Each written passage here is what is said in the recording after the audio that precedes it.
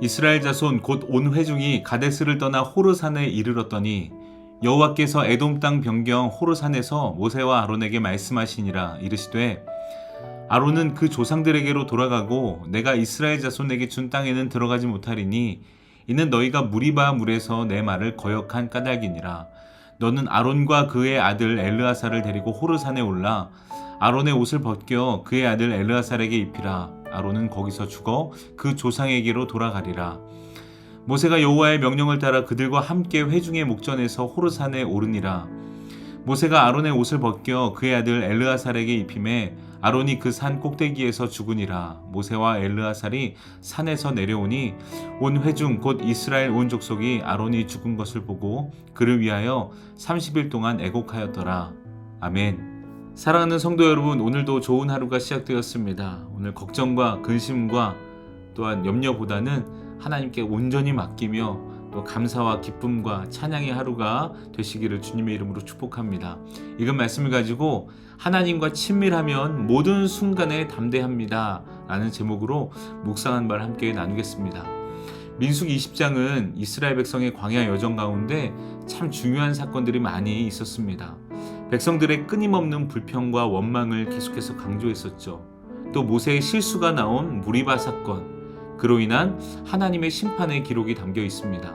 그리고 오늘 본문에서는 모세의 형 아론이 호르산에서 죽음을 맞이하는 장면이 나옵니다. 당연히 제사장 아론의 마지막 순간은 꽤 중요합니다. 그러나 저는 이 본문에서 아론의 죽음보다 아론의 죽음을 마주하고 있는 모세의 모습이 눈에 들어왔고 그 장면에 대해서 묵상할 수 있었습니다. 저는 아론 하면 제사장, 또 모세의 가족, 형이란 수식어보다 모세가 의지했던 사람이라는 말이 먼저 떠오릅니다. 출애굽기 3장에서 하나님이 떨기나무 가운데서 모세를 부르시는 장면이 나오죠. 그때 모세는 보낼 만한 자를 보내세요 라고 나는 자격이 없습니다 이렇게 스스로 자격이 없다고 말하면서 하나님의 부르심을 계속해서 거절했습니다. 그 이유는 모세 자신은 말을 잘 못한다는 것이었죠. 그때 하나님께서 말씀하십니다. 내 형 아론이 있지 않느냐? 그가 너를 도울 것이다. 그가 너의 입이 되고 너는 그에게 하나님같이 되리라 라고 또 4장에서도 이렇게 말씀하셨습니다. 이렇게 하나님이 아론을 붙여주시고 나서야 모세는 결국 하나님의 부르심에 순종합니다. 아론은 그 이후부터 아론의 모습을 보면요, 아론은 모세에게 있어서 바로 앞에서 대신 말해주는 대변자로서의 모습이 나오고, 또 모세가 부재 중일 때 백성들에게 대신 리더의 역할을 하는 동역자로 역할을 해나갔습니다. 바로 하나님이 모세에게 주신 선물이 바로 아론이었습니다. 그런데 오늘 그 아론이 모세 곁을 떠났습니다. 늘 곁을 지키고 의지하던 사람이 떠났습니다. 어쩌면 모세가 무너질 수도 있는 순간이라고도 생각이 들었습니다. 그러나 모세는 무너지지 않았습니다. 담대하게 그 순간을 받아내었습니다. 그는 하나님께서 말씀하신 대로 아론을 데리고 호르산에 올라 차분히 순서대로 아론의 제사장 옷을 벗겨 아들 엘르아살에게 입히고 아론의 장례를 마칩니다. 성경은 이렇게 모세가 담대하게 흔들리지 않고 울지도 않고 떨지도 않고 아론의 장례를 마치는 모습을 잘 보여주면서 모세가 지금 담대하게 이 일을 또 그 이후에도 담대함을 가지고 나아가고 있다는 것을 보여주고 있는 듯 합니다. 그렇습니다. 모세가 의지하던 아론이 죽었지만 모세가 흔들리지 않았습니다. 어떻게 그럴 수 있었을까요? 그동안의 경험이 쌓여서일까요? 이제는 노련해져서 웬만한 일에는 흔들리지 않아서일까요?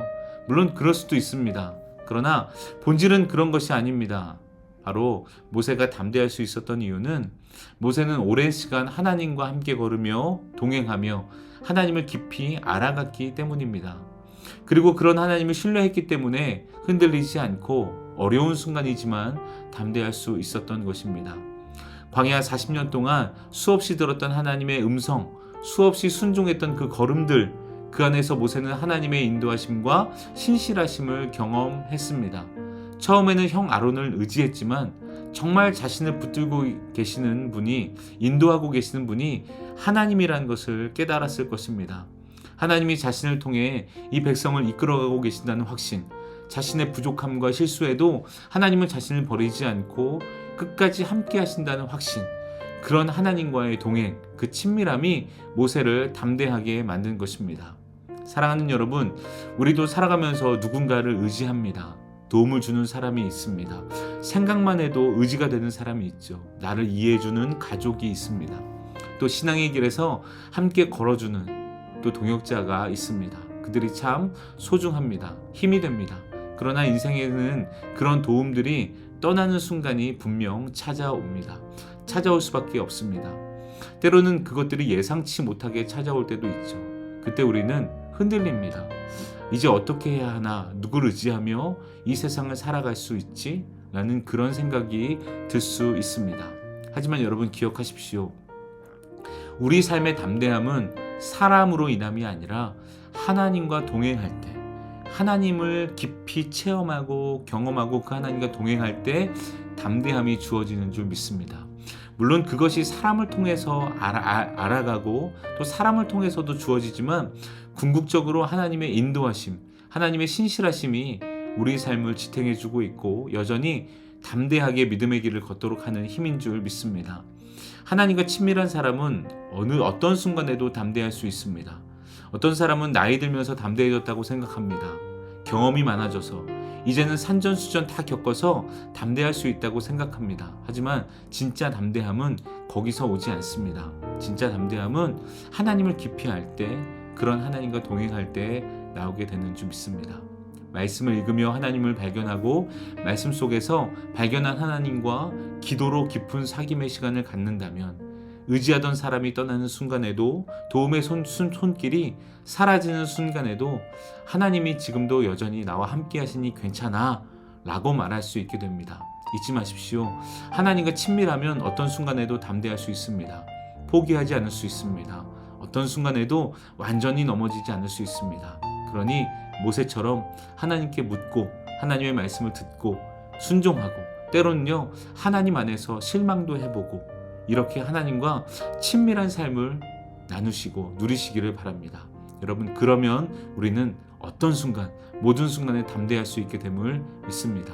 오늘도 이 말씀을 가지고 담대하게 믿음으로 살아가시기를 주님의 이름으로 축복합니다. 기도하겠습니다. 하나님, 우리의 담대함은 사람을 의지하는 것이 아니라 하나님을 알아갈 때, 하나님과 친밀할 때 담대할 수 있게 됨을 믿습니다. 의지하던 사람이 떠나고 나를 지탱해주고 있던 그 모든 것들이 사라질지라도 우리가 흔들리지 않고 요동치지 않을 수 있는 이유는 하나님이 나와 함께하기 때문인 줄 믿습니다. 그 하나님을 오늘도 신뢰하며 친밀한 사귐 가운데 있을 때 우리의 믿음이 더욱더 견고해질 수 있도록 인도하여 주옵소서. 오늘 하루도 하나님과 친밀함을 결단하고 기대하며 예수 그리스도의 이름으로 감사하며 기도합니다. 아멘. 여러분, 말씀을 가지고 기도하시고 또 사랑하는 교회와 담임 목사님을 위해서도 함께 기도하시기 바랍니다. 또 이어지는 공동 기도 제목을 가지고도 기도하시기 바랍니다. 함께 기도하겠습니다.